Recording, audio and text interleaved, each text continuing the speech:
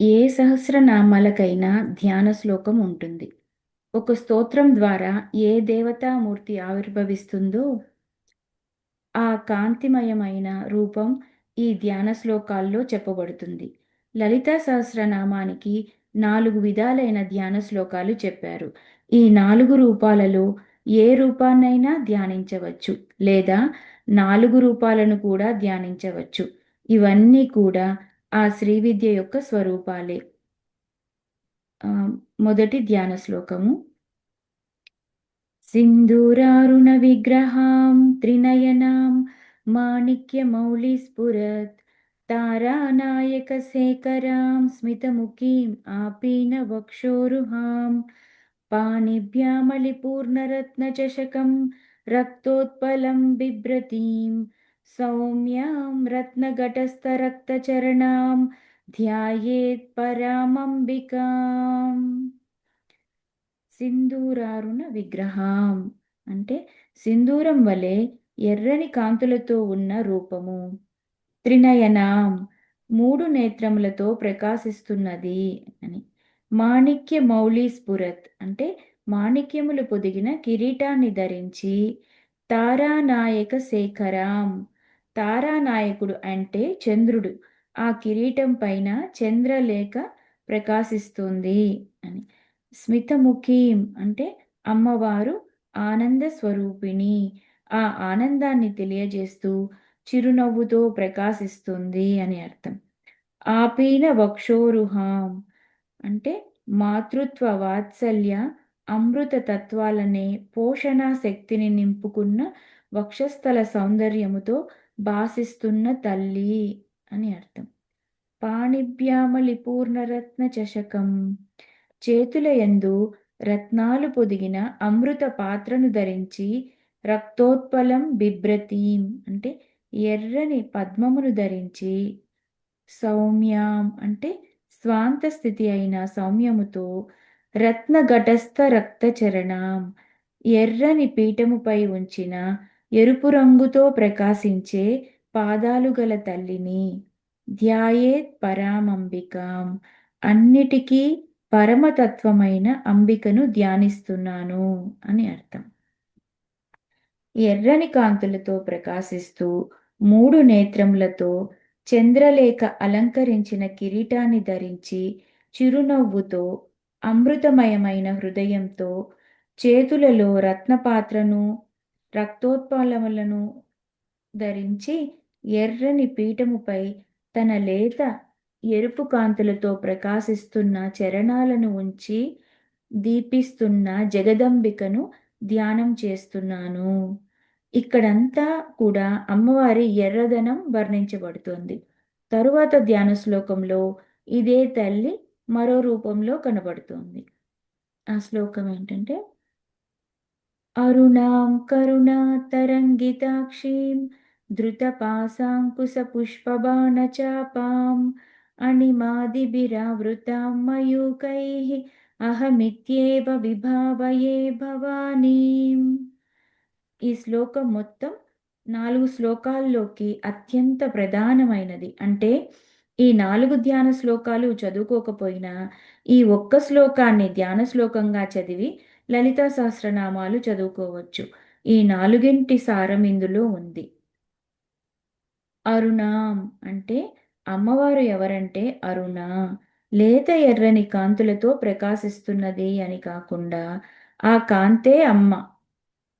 ఈ అరుణ అనే పదానికి సంబంధించి వైదికమైన విషయం చాలా ఉంది.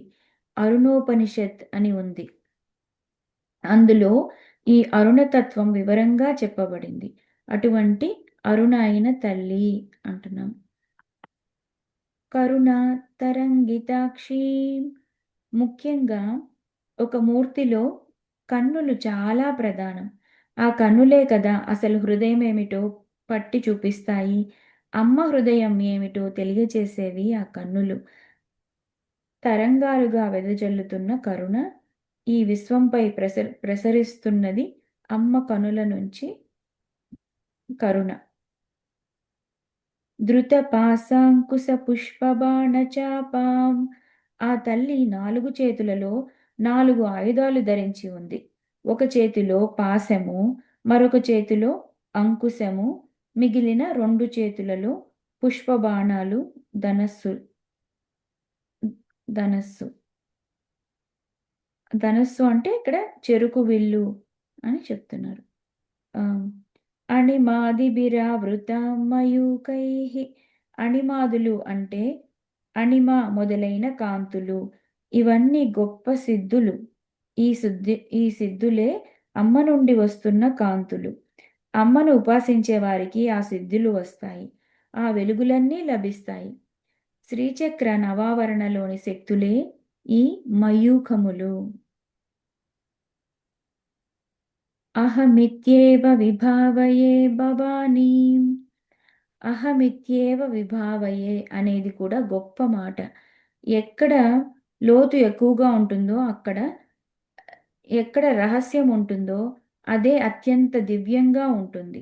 లలితా సహస్రనామం ఆత్మ విద్య, వేదాంత విద్య. అందుకే రహస్యమని ముందు చెప్పబడింది. వేదాంతం ఎప్పుడూ అత్యంత రహస్యంగా ఉంటుంది. ఇది వేదాంత విద్య అని గ్రహించాలి. అంతేగాని మహిమలు గల, నామాలు గల సంపుటి మాత్రమే కాదు. ఈ వేదాంత విద్య అనేది అహమిత్యేవ విభావయే భవానీం అని ఒక్క శ్లోకపాదం తెలియజేస్తుంది. దీని స్థూల అర్థం ఏమిటంటే, ఇటువంటి భవానిని నేను ధ్యానిస్తున్నాను అని. ఏవ అంటే మాత్రమే అని అర్థం. ఇటువంటి భవానీని మాత్రమే అంటే ఏకాగ్రంగా ఈ మూర్తిని మాత్రమే ధ్యానిస్తున్నాను అని అర్థం. వేదాంతపరంగా అహం అంటే నేను. ఆ భావాన్ని, ఆ స్వరూపాన్నే ధ్యానిస్తున్నాను అంటే ఉపాసకుడు ఉపాస్యము ఈ రెండిటి మధ్య భేదము లేని స్థితికి వెళ్ళిపోయాడన్నమాట. ఇది ఉపాసన చేయవలసిన విధానం. నా నా రుద్రో రుద్రమర్చయేత్, నా విష్ణుర్విష్ణుమర్జయేత్. నువ్వు ఆ దేవత కానిదే ఆ దేవతను ఉపాసించరాదు అని శాస్త్రం. జడులుగా ఉన్న మానవులు ఏ దేవతని ఆరాధిస్తున్నారో ఆ దేవతా చైతన్యాన్ని పొంది ఆ స్వరూపం అయిపోవాలి అని చెప్తోంది భారతీయ ఉపాసనా శాస్త్రం. మనం ఏ దేవతని ఉపాసిస్తే మనం ఆ దేవతలాగా మారిపోవాలని శాస్త్రం చెప్తుందంటండి. భౌతిక దృష్టి ఉండకుండా మనసు పూర్ణంగా ఆ దేవతతో తన్మయం పొందిన తరువాతనే ఉపాసించాలి. ఆ విధంగా ఆ భవానీదేవితో తన్మయ స్థితి పొందడాన్నే అహమిత్యేవ విభావయే భవానీం అనేది సూచిస్తుంది.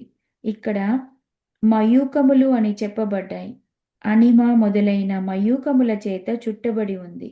ఒక జ్యోతి వెలుగు చేత చుట్టబడుతుంది. ఆ వెలుగు ఆ జ్యోతి నుండి వచ్చినదే అంటే జ్యోతి తన నుండి ప్రసరిస్తున్న కాంతుల మధ్య ప్రకాశించినట్లుగా అమ్మ తన నుండి వెలువడుతున్న అణిమాది వెలుగుల మధ్య ప్రకాశిస్తోంది అని. అణిమాది వెలుగులంటే శ్రీచక్ర స్వరూపం గురించి తెలుసుకోవాలి. ఇది ధ్యానానికి అవసరం గనుక అమ్మవారి రూపవర్ణన ఎంత చేసుకుంటున్నామో ఇక్కడ శ్రీచక్రం గురించి కూడా కొన్ని విశేషాలు తెలుసుకోవాలి. శ్రీచక్రం యొక్క లోతైన విషయాలకి వెళ్ళటం లేదు ఇప్పుడు.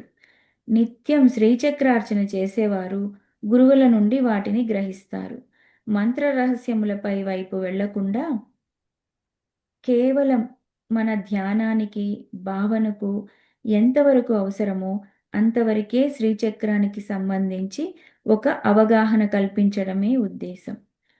అణిమాది విరావృత మయూకైః అర్థం అవ్వాలన్నా, అలాగే లలితా నామాలలో కొన్ని విషయములు బాగా అర్థం అవ్వాలన్నా శ్రీచక్రం గురించి ఒక అవగాహన కావాలి. ఎందుకంటే శ్రీ విద్యలో అంతర్భాగమే అమ్మవారి యొక్క నామాలు. పైగా శ్రీమాత, శ్రీచక్రరాజ్ శ్రీ చక్రరాజ నికేతన, శ్రీమత్ సింహాసనేశ్వరి ఇవన్నీ కూడా శ్రీచక్రాన్ని తెలియజేసేవి. అందువల్ల ఇప్పుడు శ్రీచక్రం గురించి తెలుసుకున్నామని వెంటనే శ్రీచక్రం తెచ్చుకొని పెట్టుకోవలసిన అవసరం లేదు. దీన్ని ధ్యానం చేస్తే చాలు. ఈ చక్రమే శ్రీచక్రం. అలాగే మన శరీరమే ఒక శ్రీచక్రం. అమ్మవారు శ్రీచక్రంలో ఉంటుంది అనంటే యోగ భూమికలో దర్శిస్తే మనలోనే శ్రీచక్రం సాక్షాత్కరిస్తుంది. ఆ శ్రీచక్ర అధిష్టాన దేవత అయిన అమ్మవారు సాక్షాత్కరిస్తుంది. భారతీయ విజ్ఞానపు గొప్పతనం ఇందులో తెలుస్తుంది. శ్రీచక్రాన్ని యంత్రం అంటారు. ఒక యంత్రం, దేవత, ఈ రెండు దేనియందు ప్రతిష్ఠింపబడతాయో దాన్ని యంత్రం అంటారు. ఈ యంత్ర విజ్ఞానాన్ని పరిశీలించి విదేశీ మేధావులు, విజ్ఞాన శాస్త్రవేత్తలు కూడా ఆశ్చర్యపోయారు. ఇక్కడ మన మన శరీరమే శ్రీచక్రము అంటే మన శరీరమే ఒక యంత్రము. యంత్రము అంటే ఇది ఒక పని చేసే ఒక మెషిన్ కదా. మనలో అందులో ఉన్న చైతన్యము దివ్య చైతన్యమే అమ్మవారు. అంటే అమ్మ లలితాంబిక మనలోనే ఉంది. మనమే అమ్మాయి ఉపాసన చేసుకోవాలి. విశ్వ చైతన్య శక్తినంతటినీ కూడా నిబద్ధీకరించి ప్రతిష్ఠ చేస్తే శక్తి యంత్రానికి విశ్వ చైతన్య శక్తినంతటినీ కూడా నిబద్ధీకరించి ప్రతిష్ఠ చేసే శక్తి యంత్రానికి ఉంది. అందువల్ల ఒక దేవతా రూపం ఉందన్నా, దేవతా నామం ఉందన్నా దానికి ఈ యంత్రానికి సంబంధం ఉంది. అందుకే భారతీయ విగ్రహారాధన కేవలం విగ్రహారాధన కాదు. అరుణాం కరుణా తరంగితాక్షీం అంటూ వర్ణించుకున్న అమ్మవారి రూపం కూడా శ్రీచక్రార్చనే. అందువల్లనే ఈ శ్లోకం ఈ ధ్యాన శ్లోకంలో గొప్పది. అరుణాం కరుణా తరంగితాక్షీం అన్న దానిలో అమ్మవారి స్థూల రూపాన్ని చెప్తూనే అణిమాది విరావృత మయూకైహి అనే మాటలు శ్రీచక్రం గురించి చెప్పారు. ఇదంతా కూడా శ్రీచక్రానికి సంబంధించిన వాక్యం. ఇంకా 3వ ధ్యాన శ్లోకంలో కూడా పై రెండిటిలో చెప్పబడ్డ అమ్మ స్వరూపమే ఉంది. ధ్యాయేత్ పద్మాసనస్తాం వికసితవదనాం పద్మపత్రాయతాక్షీం హేమాభాం పీతవస్త్రాం కరకలితలసద్ధేమ పద్మాం వరాంగీం సర్వాలంకారయుక్తాం సతతమభయదాం భక్తనమ్రాం భవానీం శ్రీవిద్యాం శాంతమూర్తిం సకలసురనుతాం సర్వసంపత్ప్రదాత్రీం. ఈ శ్లోకంలో కూడా శ్రీచక్ర తత్వాన్ని, అమ్మ స్వరూపాన్ని తెలియజేస్తున్న శ్లోకం. అమ్మవారు పద్మాసనంపై కూర్చున్నది అంటే పద్మము ఆసనంగా చేసుకొని కూర్చున్నది అనేదే కాక యోగంలో పద్మాసనము దివ్యమైనది. ఆ పద్మాసనంలో కూర్చున్నది అమ్మ. వికసిత వదనం, వికసించినట్టి వదనంతో ఉన్నది అమ్మ. వదనం వికసించి ఉందంటే అర్థం సర్వభావాలను సంపూర్ణంగా ప్రకటించుతున్నది అని అర్థం. కరుణ, వాత్సల్యము, సౌజన్యము ఇలాంటి దివ్య భావనలను అమ్మ వదనం వికసింపజేసి లోకముపై ప్రకటించుతుంది.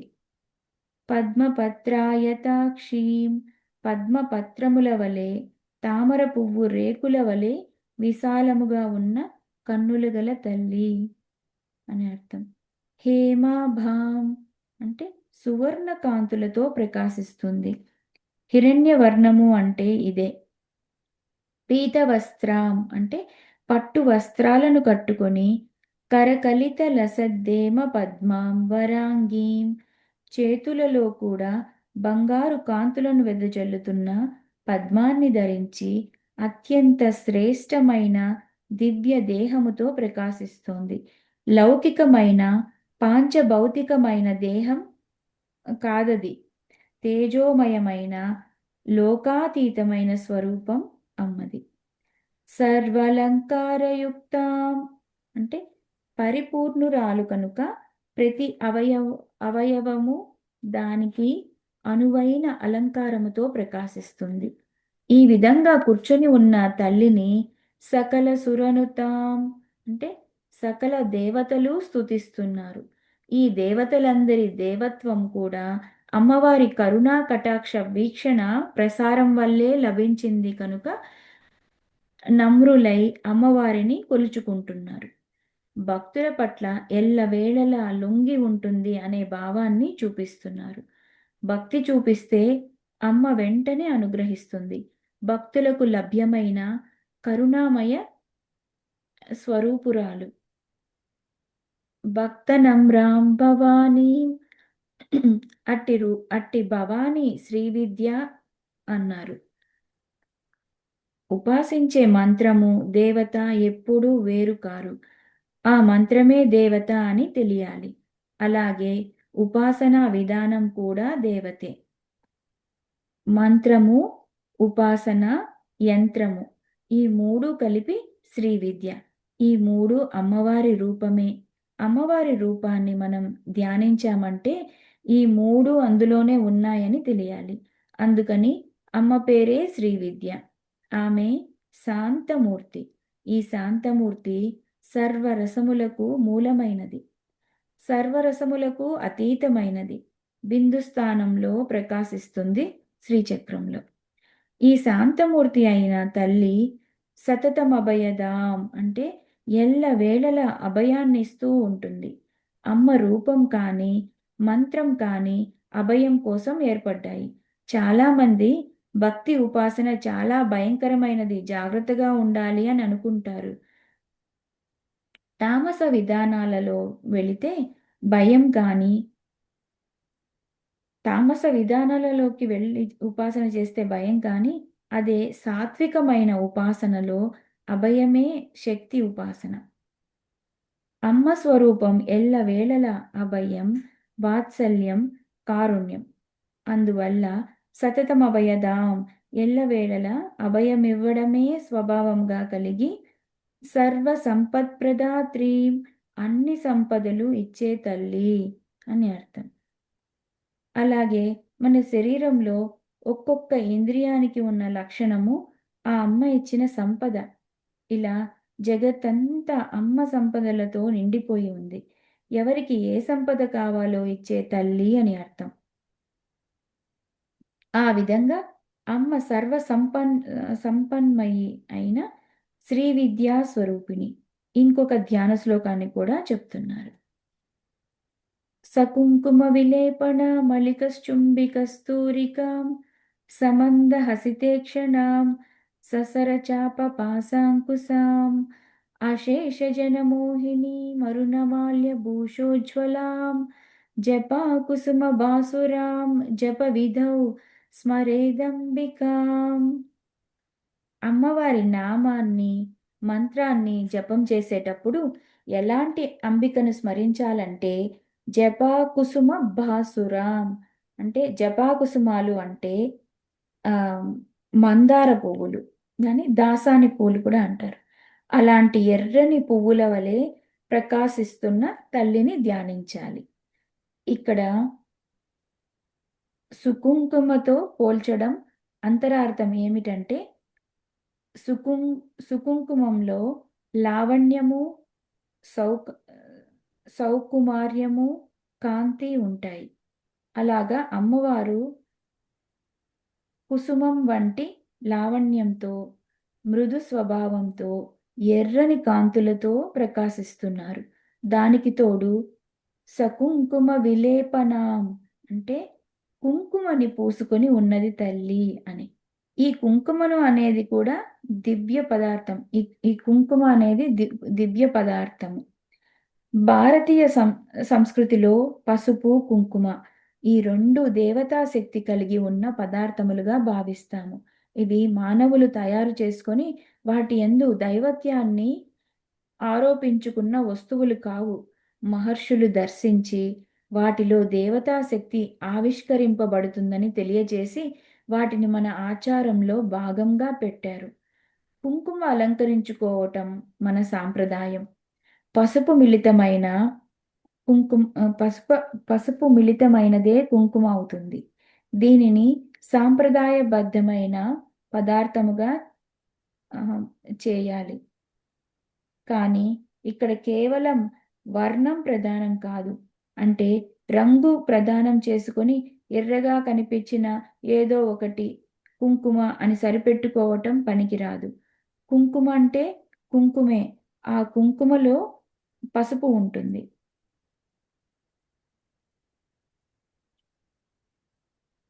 కుంకుమ తయారు చేసేటప్పుడు దానికి సూర్యరశ్మి సోకి ఒక ధ్వని వినబడుతుంది అని చెప్తారు. సూక్ష్మమైన ధ్వని అది. ఆ ధ్వని కుం అనే శబ్దంతో వస్తుంది అని కూడా చెప్పారు. అంటే కుం ఇతి కూజతీతి కుంకుమ అని పేరు పెట్టారని వ్యాఖ్యాతలు చెప్పారు. భారతీయ సంస్కృతిలో ఇంత సూక్ష్మమైన ధ్వనిని కూడా వినగలిగిన సూక్ష్మ శ్రవణ శక్తి ఉన్న మహర్షులు ఉండేవారు. ఈ పద్ధతిలో తయారైన దానిలో ఆ దేవతా శక్తిని జాగృతం చేసే మహిమ ఉంటుంది. సృష్టి అంతా కూడా భగవత్ శక్తితో నిండి కూడా కొన్ని మాత్రం ఆ శక్తిని ప్రకటిస్తాయి, ప్రసరింపజేస్తాయి. అన్నీ ఆ పని చేయలేవు.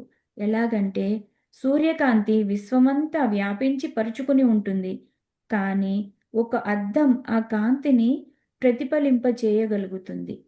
ఆ విధంగా కొన్ని వస్తువులు భగవత్ శక్తిని ప్రకటీకరించగలుగుతాయి. అలాంటి వస్తువులలో కుంకుమ ఒకటి. అంటే కుంకుమ పసుపుతో తయారు చేస్తారు. ఆ కుంకుమ తయారు చేసేటప్పుడు ఆహ్, ఆహ్, అది సూర్యరశ్మి తీసుకొని కుంకుమగా మారుతుంది ఆ పసుపు. ఆహ్, ఆ తయారు చేసే పద్ధతిలో అది అందులో నుంచి కుం అనే శబ్దం వినిపిస్తుందంట. సూక్ష్మమైన శబ్దము. ఆహ్, ఆ ధ్వనిని కూడా మనం శ్రవణ శ్రవణ చే శ్రవణ శక్తి ఉన్న మహర్షులు ఉన్నారు. దాన్ని కూడా వినగలిగే అంత శక్తి ఉన్న మహర్షులు ఉన్నారని చెప్తున్నారు. విశ్వమంతా శక్తి ఉన్న కొన్ని ప్ర పదార్థాలు ఆ శక్తిని ఆహ్, ప్రసరింప చేయగలుగుతాయి. ఎలాగంటే ఒక అద్దం మీద కాంతి పడి అది ఎలాగా ఎక్కువగా ప్రతిఫలిస్తుందో అలాగా కుంకుమ అమ్మవారి శక్తినంతా నింపుకొని ఆ శక్తిని ప్రసరింపజేస్తుంది. ఈ శ్లోకంలో కుంకుమ వర్ణం గురించి అంత వివరంగా చెప్పారు. ఆహ్